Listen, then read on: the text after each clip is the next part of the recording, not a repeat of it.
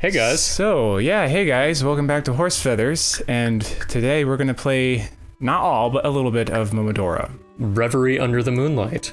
Yes. Which is an awesome name. At least in my opinion. Oh, I can select difficulty. So I've already played this game.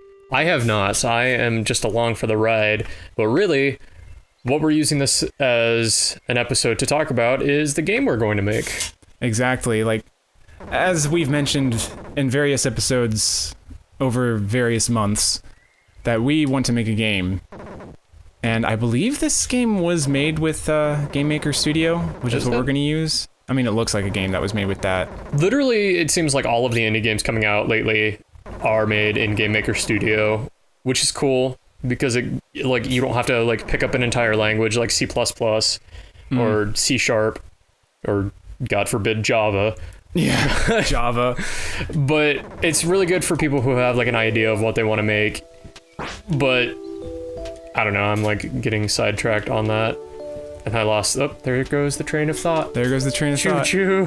I already have a double jump right off the bat. But I really do like how a lot of indie games have been made in Game Maker, like Hyper Light Drifter, which is a favorite of ours, and Undertale, which needs no introduction. Yeah, those are some really good games to look at when thinking of the Game Maker Studio engine.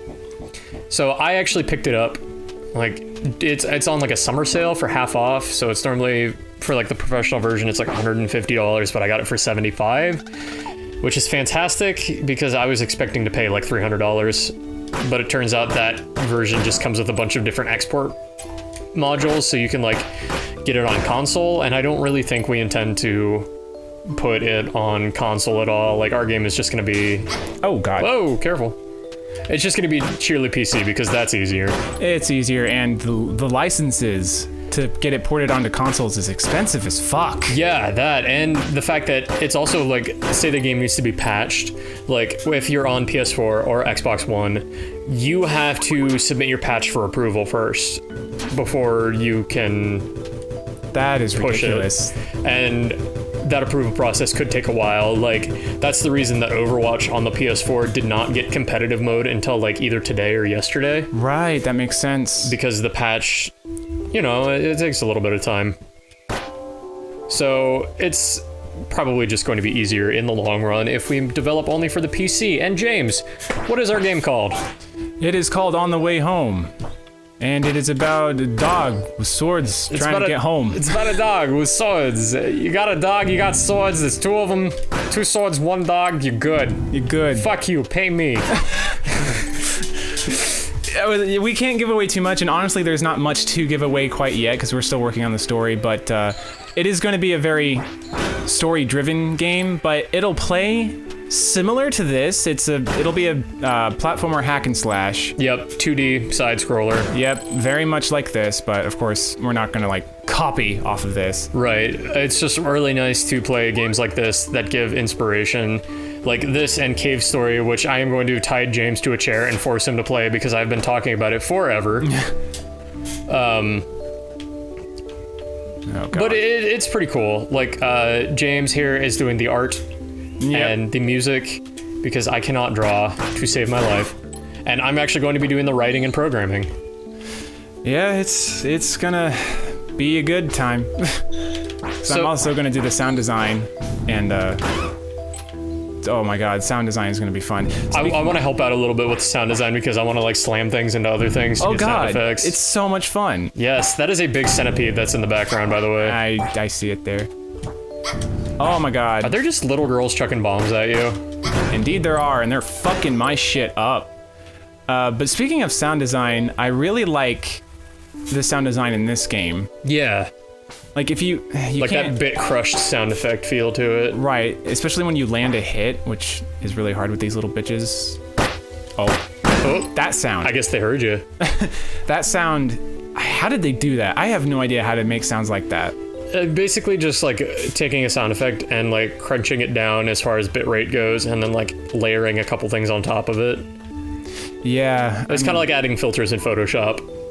That makes sense, and you are fat. That is one big ass radish. Ha. Ha. Oh! Okay. This game is also hard. It looks pretty hard. A lot of people... You know it's good when you reload and the game tells you to pray. You better pray, motherfucker. So basically the gist of what we have is that we were, it's just a female swordsman who gets taken from her world into another world and then tries to find a way back home. Yep. And that's basically the premise of it. Like, that's it in a nutshell. Almost entirely. Almost, yeah. There'll obviously be a bit more to that, and hopefully we can flesh out the world and the characters enough that it'll be worth playing the entire game and like finding all the secrets to just get all the... Because we plan on having like hidden dialogues and shit like that. Yeah, because I'm like a big fan of character-driven stories. Like, it's sometimes like not fun playing a game or not worth it unless you can like get attached to what you're playing as or who you're playing with. It's like just making characters feel as authentic and genuine and like living and breathing as you can. And that's a fun challenge because it can be kind of difficult, but I feel like the difficulty is just worth it. Absolutely. Oh god. Sorry, I'm like... No, you're fine. Trying to not die as much because this game doesn't really have it doesn't have much of a difficulty curve. It's just fucking hard. You need to remember to dodge roll too. It doesn't help much, honestly. And it kind of fucks you up most of the time. Are you gonna die? Nope. Okay, let's try fighting the big guy one more time. I don't know why we need to. I'm pretty sure it's optional. I think, what was it? It was like several months ago that I came to you with the idea of making a game, right? Yeah, it's been a while already, and we barely have anything to show for it. We are very busy people. Well, James mostly. I kind of just do stuff. Oh, I can roll behind him. Good. Oh, I see the thing up there. Fuck you. Got Astral Charm. Cool. Cool. Oh, those invincibility frames on the rolls, too good. Are we gonna have a dodging mechanic in our game? Huh? Oh, he's dead. I don't particularly want to. Okay. What about a blocking mechanic? She's got two swords. What's she gonna block with? The swords? You put them up like in an X formation? You put them up, and then you block damage. I don't know, maybe. There's obviously a lot of stuff that we still need to work on. Like, I want to do, like, slide attacks, like Mega Man. I want to do wall jumping. Ow.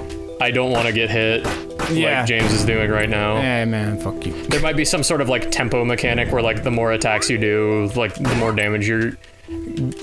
your damage goes up for, like, a limited amount of time, like, as you keep a rhythm going. That would be hard to program. That would be very hard to program. The funny thing is, like, we talk, like, all these grand ideas, and it's, like, our first game. Like, neither of us has any experience making a sort of game like this, so... Yeah, I have a bit of experience making a game, but only the assets for a game, not the actual... I'm poisoned. Not the actual coding. Yeah, and I know it's, like, a very, very, very vastly different sort of thing, but I used to do web development, so, like, I was fluent in HTML, CSS, so just, like, the concept of coding, even if it's a different sort of coding, is like still there. I still know a little bit of what I'm talking about, so. Well, that's good. It's better than nothing, because I know nothing when it comes to coding. But that's fine, because you're an artist, and I don't know anything when it comes to arting, so we're going to balance each other out very nicely. I've been an artist for a long time. Would you mind if I showed off the concept art we have for the main protagonist? I was really, really waiting for a moment where you would let's do that. Okay. Yeah. Here she is. This is Snow. This is Snow, the main protagonist. This is like pretty much the first concept I've drawn of her yet. Or at least like the full concept. You've gotten that sucks. You've gotten like facial concepts done before. Yeah, some facial stuff, and okay. Dog heads, not my thing. It's funny because, like, this is James' first time doing any sort of, like, what's the term? Anthropomorphic? Yes, anthropomorphic. Not furry. Not furry. I mean, whatever, But whatever. Nothing against furry, but and it's a challenge for him. And like the reason we're doing it is because it kind of just like fits stylistically. And it's just like more eye-catching than just like a human protagonist. And if I can make you relate to non-human characters, then I win. Just, that's my end game. So right, because well, you always said that having the characters anthropomorphic would help emphasize that it's a new, different world than ours. yeah, exactly. And that was like a long time ago where you wouldn't see Snow's face until like much later in the game, but we don't have to go. That gets saved for the art book. Oh yeah. Yeah. Save for the art book. Are we gonna have an art book? We won't say anything about this next character, but go ahead and throw up just throw up the picture of Silas. Oh yeah, this is another like super early concept. Yeah, and I think this one actually looks. This is the second photo, right? Not the first one. Yeah, because the first one he was like Way straight too up a alien. bird. Yeah, he was like a bird head just on a humanoid body, but James did a really good job at like humanizing him in this one. And this is Silas. He's also going to be an important character. Very important. And Drop the shield, you bitch. ooh, Sorry. nice. I did it. I attacked the little girl and I killed her.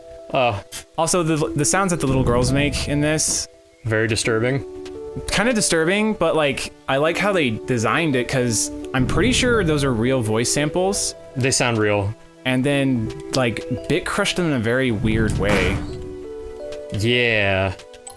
And I noticed that like Fuck. your main character does not like. Oh, there it goes. Got it. Okay. And your main character doesn't have any like filtering on their voice. I've noticed that. Yeah. She just kind of straight up screams when you get hit, and I get hit a lot. Yeah, this game seems very Dark Souls-esque. A lot of people have compared it to Dark Souls, like a 2D Dark Souls type game, because it's hard, but not because it controls bad, but it's just It's a challenge. it's a challenge. and You have to have really good timing, and there we go. Ah, you motherfucker! I was busy fighting someone else. Get your mallet out of here, you dipshit. you mallet-wielding mallet person. Oh, I think this is. Oh wait, never mind. No, this is not it. I thought it was gonna be a boss fight. Little girl throwing your poison bombs. Get out of here. Get the fuck out of here. Oh, I'm poisoned. there you go. Fuck me. Fuck my life. Don't want to heal. Got it. Yeah, it's kind of like Dark Souls, like where your healing items regen at your checkpoint, along with your Yeah. health. Oh my god. Oh my god! Oh my god. Where's the checkpoint? I need to not die. Thank There it you. is. Okay. I We don't still know. haven't really decided on like the resolution we want to go with for the character sprites. That's going to be tricky too. Like, it's probably going to be wind up being something like this, where it's like, I want to say these are like 32 by 6. Like that main character model is probably like a 32 by 64 pixel model. And it looks Oh. good. There, you can get a decent amount of detail in there. That's a centipede woman.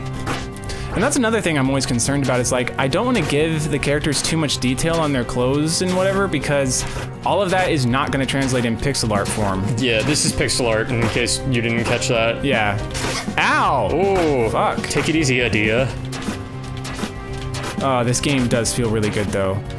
And this guy has made a ton of games before this one Has he? that played very similar to this, but this is by far his best. This is a game I need to check out, because like we're only playing a little bit just for the sole purpose of. Ow! I was kind of trapped there. That's fucking bullshit. Oh But, like, man. I would like to go back and play the entire thing myself. Oh, the double jump. Oh man, it feels so good to like. Man, you're just like flying and oh, that was pretty cool. Oh. Oh, Nice. no. Oh. Oh. I killed a part of nature. Oh well. Oh, so sad. It's kind of eerie though. That is very Jesus. eerie. All right. All right, cool, bro. Cool death is neat. Ooh, Oh, look at that reflection. reflective bullshit happening. Hello, person. It's like I wonder how many neat effects we're gonna be able to put in our game. Yeah, and we really do not have like a release window for this. It's going to take us a while, Oh yeah. like a long time. And we're not really hoping to get anything out of this. Like, it would be cool if it makes a little bit of money, but really we're just making it to say that we could. Like, we did Yeah. this, we're proud of it. And honestly, making a game is one of the most grueling and arduous processes you're ever going to put yourself through. But it is also one of the most rewarding. Yeah, and like, is it really worth doing if like you don't like at least get some sort of challenge out of it? Like, yeah. I mean, there's really no reward in making a game without any effort. Like if you just get all of the assets online and stuff. And that's another thing, is we are going to handcraft everything in this game. We do not want like any royalty-free sound effects, royalty-free sprites, because that's like a really good way to like cheapen the experience and take you out of the moment. Because if you see or hear something that you've heard before in another game, that's gonna be like, oh, you're just gonna have that moment of, oh, I've heard this before, or I've seen that before. The immersion is broken. Yeah, so every texture, every sound effect, everything, every line of code, well, to an extent, because I mean, it'll be Game Maker, so yeah, but everything is going to be handcrafted, and I think that's what really gives a game its individuality and personality and everything. Like, because I was working on a game before with a friend, and it was such an incredible experience. It was hard as hell, and I spent... Oh, that was a lot of damage. That was a lot of damage, god damn it. Which, I don't much care for your spell casting, but I was working on this game, and it was very difficult, but as the game developed and more of my assets were put into the game and made functional, it was so weird to see that this game started to develop its own personality, I guess you could say, its own flavor, one that I did not intend for, but absolutely loved. Mm-hmm. So I'm curious to see if that's going to happen for our game when we start working on it. Ow, my god, dog. Oh, get yourself a heal, son. Yeah, I might want to do that. He jumped much quicker that time. Is this made by multiple people or just the one guy? I think it's just made by one guy. He might have had help here and there from other artists, but mostly it's just made by him. I am a very big fan of games that are made by one-person development teams. Like Cave Story, there's this game called Dust. I think it's like Dust and Elysian Tale or something like that. I've never heard of that. Damn, that was one shot. It's another game we should play. There are a lot of games we need to play. There are, and I remember this part. Fuck you. Whoa, stylish as fuck. Yay! I increased my health by a very fractional amount. This game does not give you any slack. Yeah, this is totally Dark Souls. I love it. At some point, we need to like make it either a developer blog or like a Twitter account. Well, yeah. Hey guys, if you are at all interested or curious about the game and its development process, would you like us to make a blog, like on Tumblr or something, or maybe make a Twitter for it, and we'll just post occasionally as we develop the game. Also, throw up a link to my Twitter right here. This is where you can stalk me on Twitter. I also talk about games frequently. I like have moments of like just absolute streams of consciousness where words pour out of my mouth and into my keyboard. So if you want to keep up with me, see what's going on, see my opinions on things, there you go. And of course, I'm pretty active on the Horsefeathers Twitter. Pretty active, I Link say. here. Yeah, so as we start working on the game, I'll probably make posts about it as well. It's exciting. Like, we've talked about it for so long. It's going to be very satisfying to make something of it. Yeah, and God, we are getting like super hyped for it because we have, like, Jay here is a very good story writer and teller and just like comes up with really good characters, which is the most important thing. And ooh, that's spoopy. Sorry, do you wanna? And meanwhile, James over here is really good at making music and also arting. And like whenever I come over, he'll be like, "All right, check this thing out. I made it for the game. What do you think?" And it'll like I'll just be able to like close my eyes and picture the scene that it would go to perfectly. And I think we have skills that are going to complement each other pretty well. So yes, and that ow, whoa. You just appeared inside of me, and not in a sexual way. All right, but yeah, I think we're gonna make a very good team because we both have a very good understanding of the direction we want to go in. Like, I think we have the same thing envisioned, you know, when we think of like the areas that you're gonna be able to explore and what the characters look like. To an extent, I think we kind of have the same vision. Yeah, and that there was no save point, was there? Nope. So if I die This is gonna be bad. Huh? Huh? Looks like some outsider missionary.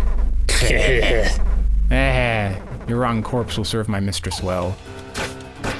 Might want to heal yourself up. Yeah, that's good enough. Hi. Get your balloons out of here. Look at this cute little fella, Mocha. Mocha. Ah! That makes me think that I really want coffee right now. It has been close to 3 weeks since I have had coffee. Oh yeah, Jay started a diet and it's going really well for him. You should cheer him on, guys. Yeah, James is on this diet. It's called the keto diet, and this is suddenly a bullet hell game. Yeah. Oh, they explode! Oh, they explode! I'm sorry. But anyway, it's basically very low carb, high fat, and like I haven't been able to drink coffee lately because I haven't been able to find an acceptable creamer substitute. And my body is slowly getting used to caffeine, but it was a rough couple days, or used to no caffeine, but it's a rough couple days. Oh yeah, like when you go without caffeine for a while, you get really bad headaches. Like, did you get headaches at all? I didn't really get headaches. I just was more tired than I normally am. I'm pretty tired in general. No, fuck you. Oh, you show that dog who's boss. Take my leave. Put a sword on that dog. It's a sword dog. Sword dog. Sword dog. Throw up a picture of sword dog. 10 out of 10. There it is. Buy our game. Buy our game. Fuck you. Pay me. Pre-order it.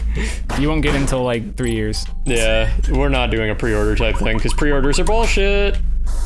I've never pre-ordered a game. I have pre-ordered a game like approximately like maybe 3 times in my life, and 2 of those were for Pokemon. Actually, 3 of those were for Pokemon.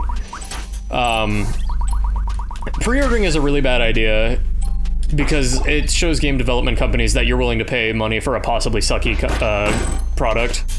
Right. And like, the only reason I will ever pre-order a game is if I know it is going to be good. Like the new Monster Hunter that's coming out July 15th. Everyone go pick it up. Monster Hunter Generation is going to be good. That is such crap. I didn't pre-order that, but that's one of the games I would have. New Pokemon coming out this fall, winter. I would pre-order that because you know it's going to be good. Yeah. But like you have the AAA studios who are just like focused on often making a quick buck. Yeah, and we were also talking about The Last Guardian and how you were able to pre-order that for a while, like years ago, but it kept getting pushed back. And oh yeah, my roommate got fucked over, or my old roommate when I used to live on my own. Right. Well, it's not really living on my own if I have a roommate, but you know what I mean. Right.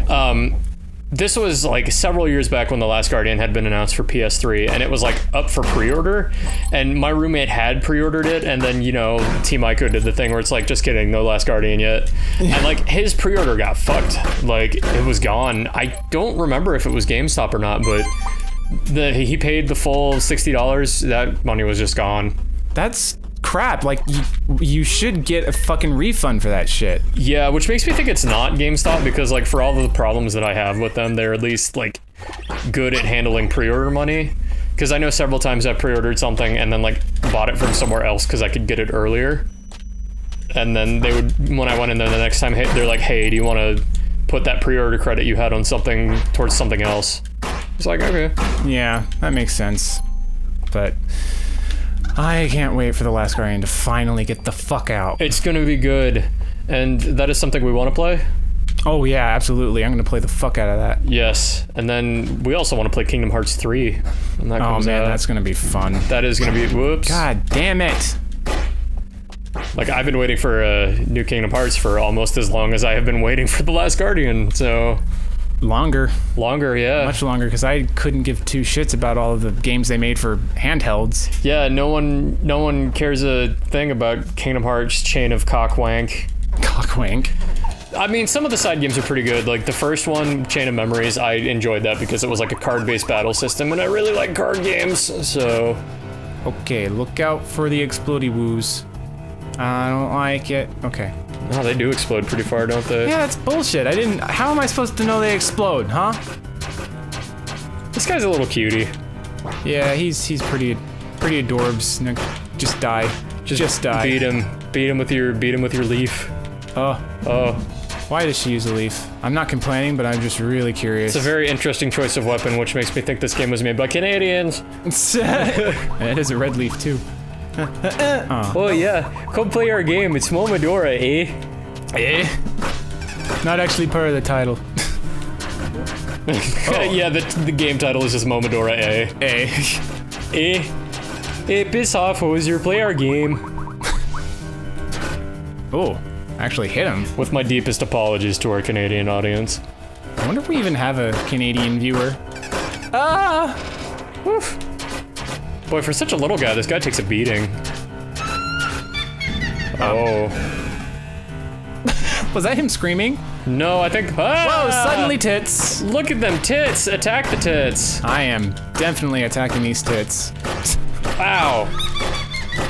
The art is really good though. The art is really good. Oh. And like, I'm just taking in all the little details. Like, I like how. I can't remember the name of it, but there's like a graphic chip that was used for Super Nintendo games that made them appear 3D. Oh yeah, like it was the. What is it, like modes? Was it mode 7? I honestly do not remember. Ow! Okay, that was just home in. All right, right, got it. But it's like in F-Zero and it makes things appear 3D, and that's what her hand movement kind of reminded me of. Yeah, and you can see her shoulders like going up and down a bit. There's that same effect. And I like how her throat is slit, and you can see that from detail, and like, oh, I might want to heal up again. Just bang on the titties. Banging on the titties. Gotta look up for those things. Bang on the titties. Oh, here we go. There we go. Nice. See, if you jump and attack, your aerial attacks are stronger than your on-ground attacks. Really? Yeah. That's interesting. It's really weird. Oh, that's a nice effect. Oh, that is very cool. How do you do that? How do you do that? Do you get a goat and you kill a goat and make sacrifice to the devil? So you sacrifice the gods of graphics. Fuck. Oh, the little idle animations. Fuck! This game's good. This game is very good. Go get it. Play it. If you like this game and want to check it out, it's called Momodora Reverie Under the Moonlight, and it is available on Steam. Yes. And you should also play his older games, because they are good as well and very challenging, but this one, definitely by far his best. But I think that's as far as I wanted to get, really. I think we've basically talked about everything that we need to talk about, pretty much. So, thanks for joining us, guys, and again, if you want to hear more about this game we're working on and its development, just let us know if you want to have us make a blog eventually. We'll probably do that anyways, but now... Yeah, so we can, like, archive our process for posterity's sake. Right, but right now we just barely have anything to share. But, you know, we got those 2 concept arts of people. I would share some of the writing stuff that I've been working on, but then I would give away stuff, and I don't want to. We want to try to keep as much of that tucked away as possible. So, thank you for watching. Until next time, this has been James and Jay. And you guys need to stay beautiful. Stay beautiful. Oh.